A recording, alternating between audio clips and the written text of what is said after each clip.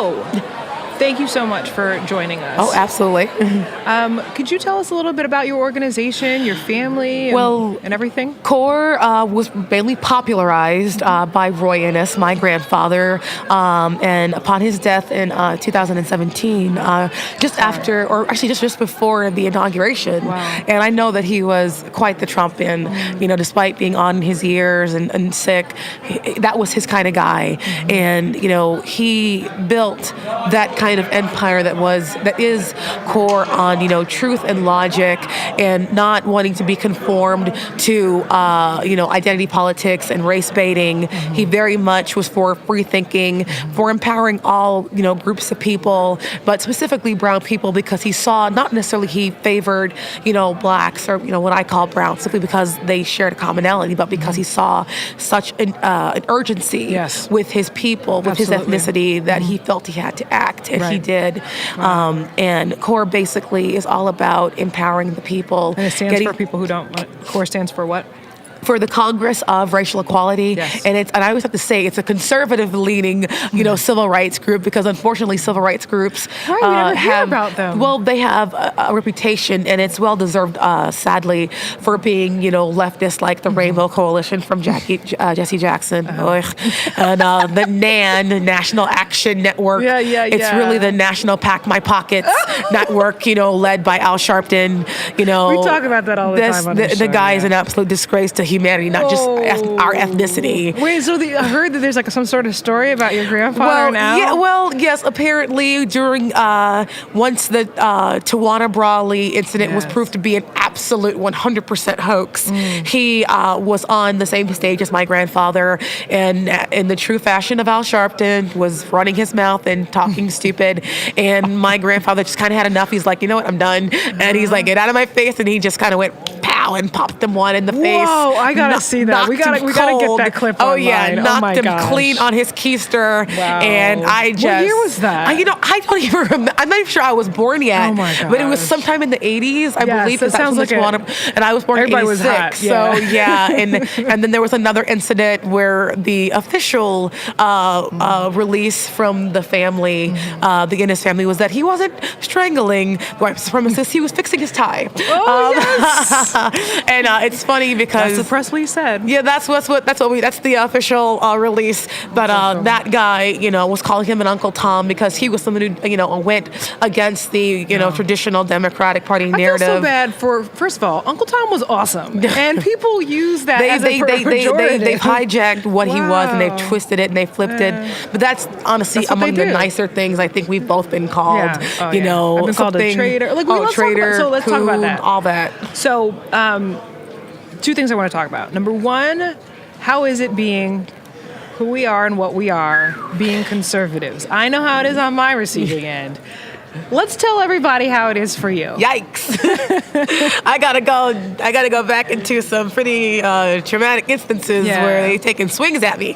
Right. So is it like the one time where I would like to we all know what it feels like. I just want folks to know one instance that really shook you, but how did you get over it? Because for me, I'm at that point now. I'm a new born again Republican, right? So I'm still going through the growth phase, to whereas I cry online sometimes because I got uninvited to my Thanksgiving this year, stuff like that, and I'm not used to that rejection from my own family. So I want advice from you. Well, actually, ironically, I use the word traumatic, but it was really more traumatic for my family more so than me. My mom will always be like, "Here, do you have to wear your hat? I'm afraid something's going to happen to you." I'm like, "Oh, Mom, I'll be fine. We're in the valley. I'm good." But really, even the crazy instances, they don't necessarily bother me. If anything, they embolden me. I kind of welcome the hate. But one instance that might have shaken somebody else, who I guess I'm kind of crazy. I'm pretty nuts. I'm a weird nut person because to You're me, special. I'm special because to me, I kind of welcome it. I was a few months ago. I was at UCLA trying to hear Ben Shapiro speak. Oh, right. Yeah, that was an interesting day. I got there on time. My friend got there late. He had the tickets, and BLM was there. I think La Raza, maybe definitely Antifa, and they were just, having themselves a hissy fit, a major collective tantrum. And by the time we both got there, they were so scared of the protesters that they closed the entrance down and we couldn't get in. Okay. And I thought, no way. And so we're going back to the car, and this guy saw me with my Trump hat and said, hey, can I give you an interview? And I was like, sure, no problem. And as we were talking, this flurry of protesters, these angry college students, swarm us. Like, it had to be upwards of nearly 100 of them. Wow. And one specifically leading the charge with a camera phone in my face saying, how can you be a Trumpian? You're black, he's racist, he's this, he's that. All the time. And they kept asking me question after question, and they were just like shouting me down. Yeah. And I kept, calm and answered their question each time and said, well, give me the proof of this allegation of that. And they got really irritated and agitated each time, You're not supposed to question them. Oh, yeah. Each time it got debunked, their assertion, they got even more flustered. Yeah. And then that's when they just started chanting, homophobia's got to go, or dunk Trump, he's a racist, sexist. And I'm like, okay, whatever. And each time, you gave them facts, they just met you with emotion and anger and animosity. And one guy even had to be held back. He took a swing at me, and I kind of jilted back a little bit. It was on reflex. I wasn't scared of him. No, but still, somebody's swinging at me. Someone kind of had Last time I checked, I thought you were supposed to hit women. Oh, no. But see, we're not considered women because we're conservative. That's why we weren't allowed at the march. Yeah. Because it's only for pussy hat wearers. And I refuse to do that. So gross. And gross. it's disgusting. Some of them are dressed head to toe as a vulva. Yeah. I'm like, what are you doing? Where's your dignity, woman? Where's your dignity? And not only that, they don't want to be defined as sex objects. But they will dress as sexual body parts. I don't understand liberal that. logic. Liberal logic. It's not logical at all. But it's okay. I guess I'm not considered black because of my views. I'm not considered a woman because of my views. And I'm like, you want my woman card and my black card? I never had a black card. First of all, if that's what you want to call it. I think that's kind of insulting. I've always been called, whitewash, whatever. Oh, you speak too white. Are you this? And I'm like, Oreo, so because I'm stuff, because I'm articulate. I go, I live in the upper middle class suburbs, and because I'm educated, this, that, and the other. So what, to be black is to be the opposite of that? Well, not only that, one of the major touch points that makes me cringe with my liberal experience was that when I ran in 2014 as a Dem, it was as if they actually said I was too educated and privileged to be the first black woman elected to the state house in Montgomery County. Wow. So if that's their image, these are white liberals now. Wow. And because I say white, it is what it is. They were white liberals. They'll say that because their image of a black woman is what? Poor, disenfranchised, with several different children from like 5 different dads. Really? Right. Because they thought that I wouldn't be supporting an election. Oh my gosh. And now that Maryland's one of the most diverse states, our county is now the most diverse county in the state. My goodness, that's...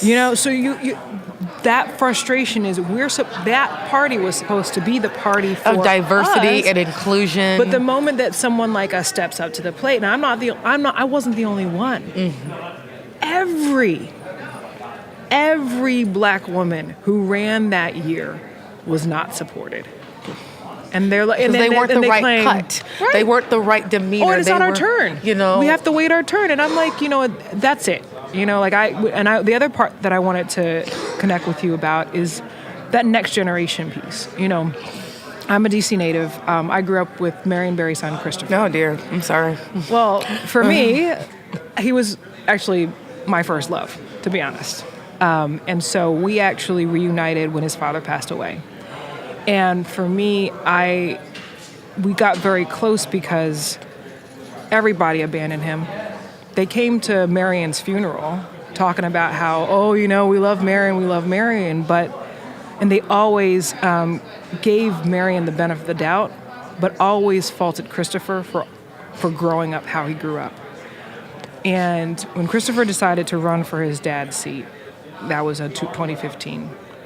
He called me out because I was the only person that A, he could trust, and B, who was in politics.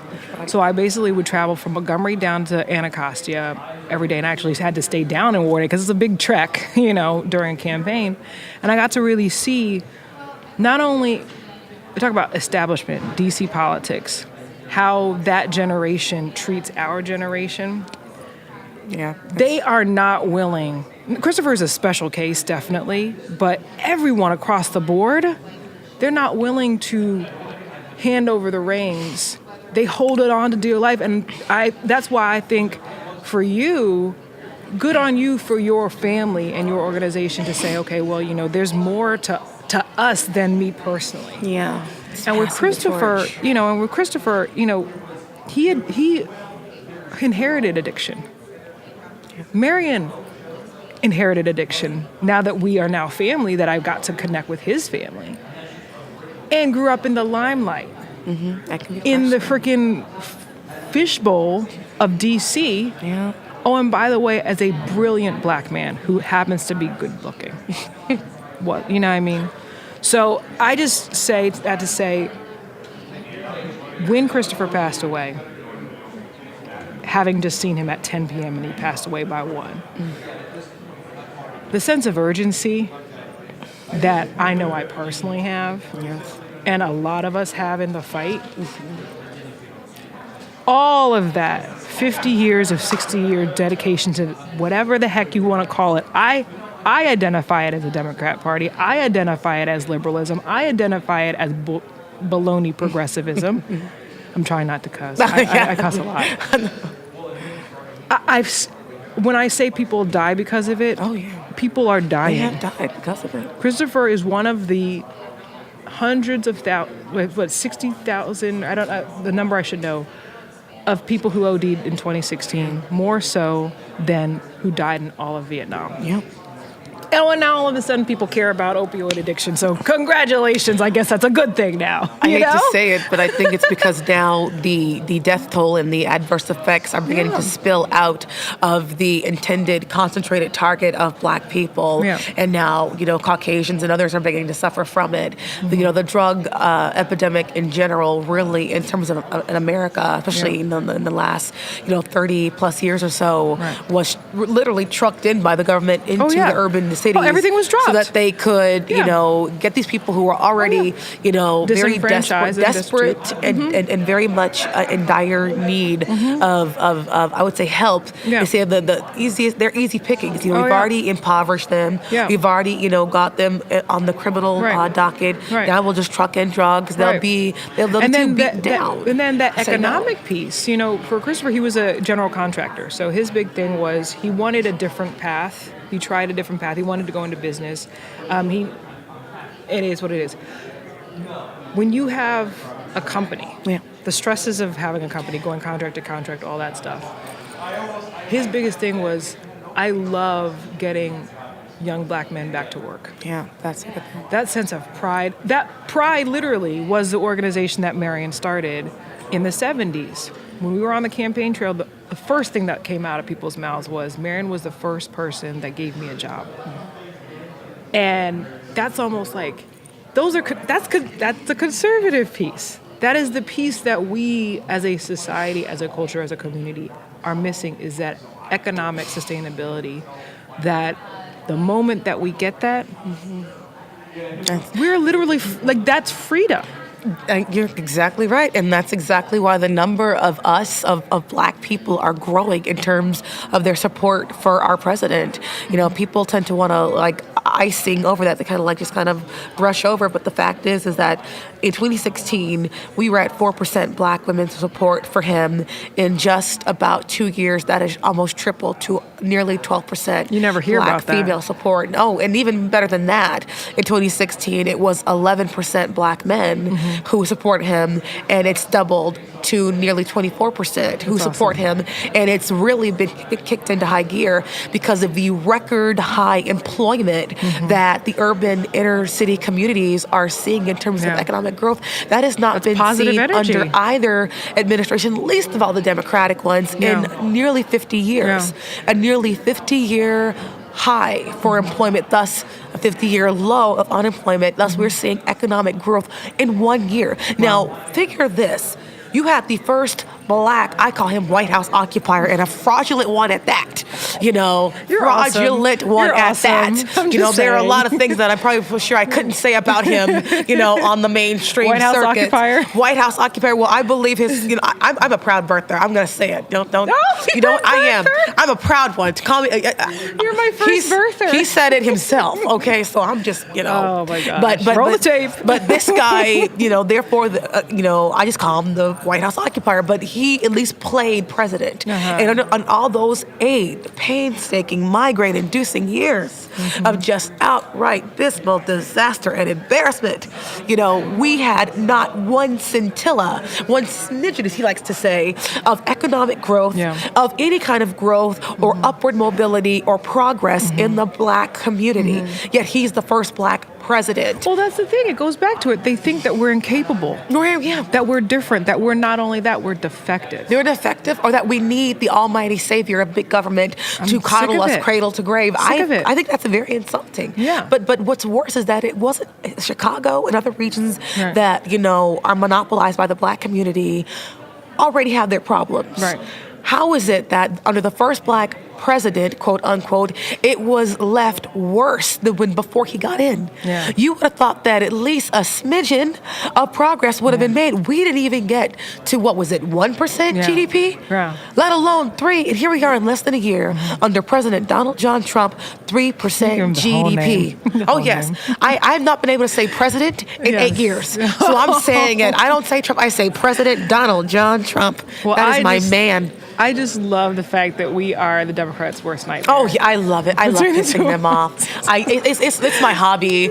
I sleep, I work, I eat, I spend time with my family. Piss Dems off. And then that's my hobby. Is I piss them. Some people they ski, they paint, they do whatever. I piss off Dems, and I love doing it. It's like I get a high. That's my high.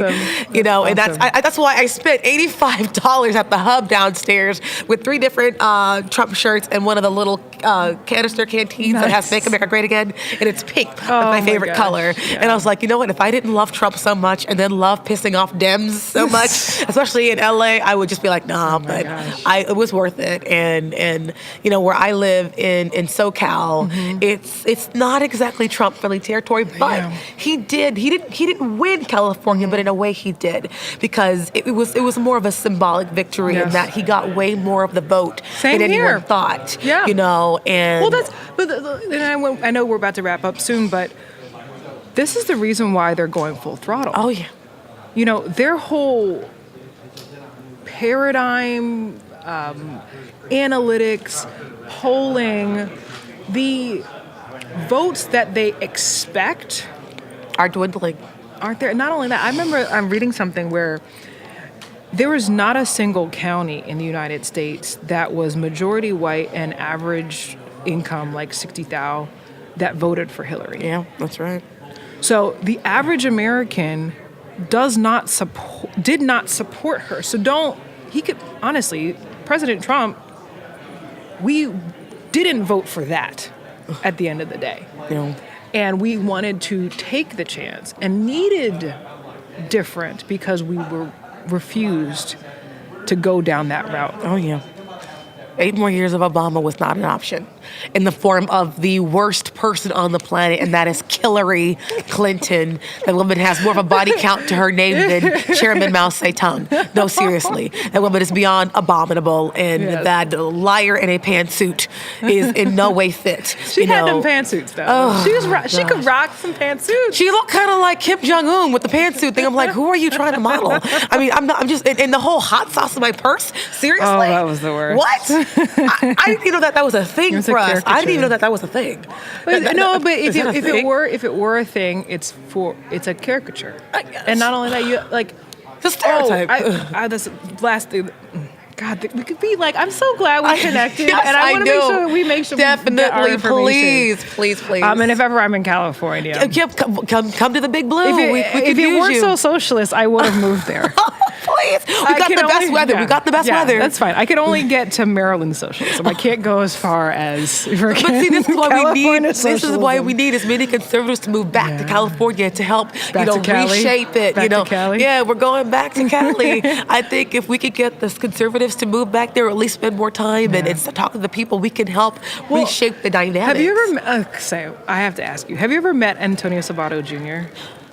He's running for Congress now in California. I think he was at the RNC where I saw him speak in person, or I could be mistaken. No, I think that was him. Oh my gosh. I think that was, I like him. If I really ever do. I met him in person, he is one hot tamale. I will give you that. He is one hot tamale. Hey man, if old geezers can like say, "Oh, I'll vote for you because you're cute," I'd be like, "Hey, you know, same for him." Hey, he's not only cute, but he's got the right platform. But he's someone of the Latino, Hispanic, origin, and he's a conservative. He's someone for the wall, and I'm very much pro. Very nice on the eyes. And he's very nice on the eyes too. He's very he's got that swarthy Latin kind of vibe. He makes you want to kind of start shaking your hips. No. Yeah, I'm like, you'll do fine amongst the ladies, especially the ones in Cali, because I think especially the ones who are independent or at least moderate Democrats, they kind of vote just their feelings, and if they feel like, oh, he's nice, they might just vote for him. You might get a decent number of at least the moderate female Democrats. I can't wait to serve in Congress with that man. Oh, he would be excellent. Maybe I won't be able to do that. And I'm glad that he's going to be in California. I think is he running in California? Yes. In a different district. I don't know what district it is, but look it up. And, Los Angeles, the NorCal, Middle Cal, as long as he's somewhere in Cal. Yes. We need more people to defeat Kamala Harris. That woman is the devil incarnate. Oh.